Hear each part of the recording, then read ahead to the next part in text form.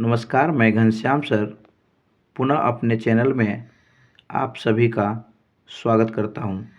आइए एक प्रश्न और Bihar board model paper math का ऑब्जेक्टिव नंबर 6 इस प्रश्न को देखते हैं। प्रश्न है, क्यूब रूट है 81, यानी कि एक वर्गमूल होता है और एक घनमूल होता है। तो 81 का घनमूल दिया हुआ है। इस करनी के अंदर में 3 है और 81 है। ये रूट है और ये रूट कहने का मतलब वर्गमूल नहीं, इसका नाम है घनमूल। इसका परिमेयकारी गुणक लिखना है केवल, बस। बहुत सिंपल क्वेश्चन है। जब आप इसे हल करोगे तो आप इसे कैसे हल करोगे? आसानी से हल करोगे। यहाँ 3 है, 2 नहीं है, 3 है, 81 है। इसको हम आसानी से 81 को फैक्टर कर सकते हैं। 81 को फैक्टर करोगे तो क्या लिखोगे?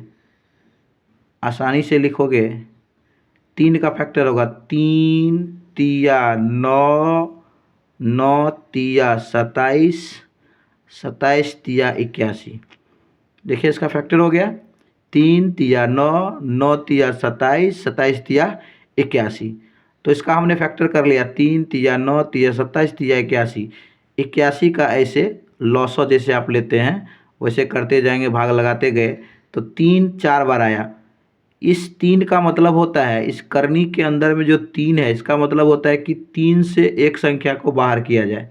3 से एक संख्या को बाहर कर लीजिए, 3 का जोड़ा मिल गया तो एक संख्या 3 को बाहर कर लेंगे और जो बचेगा उसको लिख देंगे। यहाँ तो 3 है तो इस करनी में 3 ही देना है और बचा क्या 3, तो ये 3 लिख देंगे।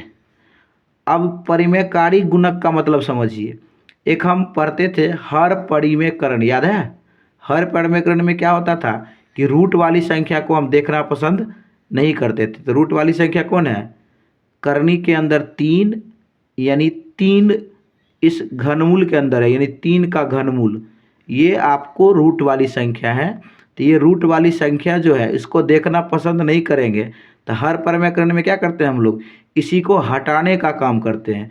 तो आप देख लीजिए, ये जो घनमूल है यानी रूट की जो संख्या है, ये हटाने के लिए ही हम परिमेयकरण करते हैं। इसका मतलब है कि जो परिमेयकारी गुणक होगा हमारा यही होगा। तो आंसर में क्या आ गया हमारा?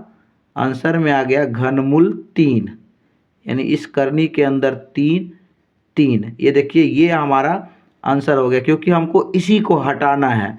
इसी को कहा जाता है परिमेयकारी गुणक। नहीं समझे आप? पुनः एक दूसरा क्वेश्चन का उदाहरण लेकर के हम आपको बताते हैं। आइए देखिए, अब ये रूट के अंदर 56 है। कहने का मतलब जब ऐसा संख्या रहे, तो जब ऐसा रहता है तो हम लोग समझते हैं वर्गमूल 56। वर्गमूल करने का मतलब है कि इस करनी के अंदर जो है 2 है। यहाँ क्या दिया था? 3 दिया था। लेकिन यहाँ अगर नहीं कुछ दिया है तो हम क्या समझेंगे? 2 समझेंगे। 56, इसका आप फैक्टर करना शुरू करोगे, गुणनखंडन करना शुरू करोगे। तो करते हैं गुणनखंडन।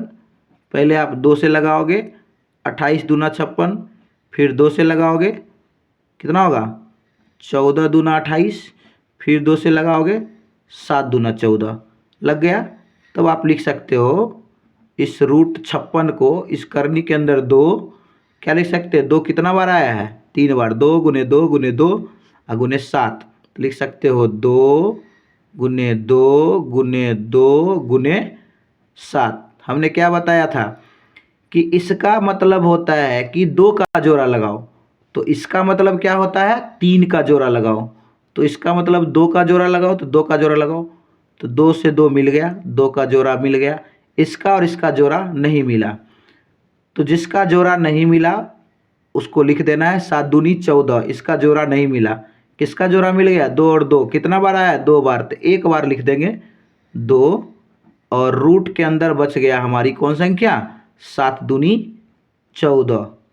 अब परिमेयकारी गुणक क्या होता है कि जो रूट के अंदर है उसको हटाना है। तो किसको हटाना है? जो रूट में आया है। तो यही आपका आंसर हो गया। 2 को छोड़ देना है, ये आंसर हो गया है। यानी आपका परिमेयकारी गुणक जो आया है ये आया रूट 14। यही आपका आंसर हो गया। आप सीख गए होंगे। इस तरह का प्रश्न जो रूट के अंदर बचा वही आपका परिमेयकारी गुणक हो गया है। क्लियर है बात? रूट से जो बाहर निकल गया, चाहे कुछ भी रहे, यहाँ 2 रहे तो 2 का जोड़ा लगा के बाहर निकालेंगे, 3 रहे तो 3 का जोड़ा, 4 रहे तो 4 का जोड़ा। पहले गुणनखंड कर लेनी है, बाहर निकाल देनी है, जो रूट के अंदर बचेगा वो हमारा आंसर हो जाएगा। इसी को कहा जाता है परिमेयकारी गुणक। क्लियर है फंडा? चलिए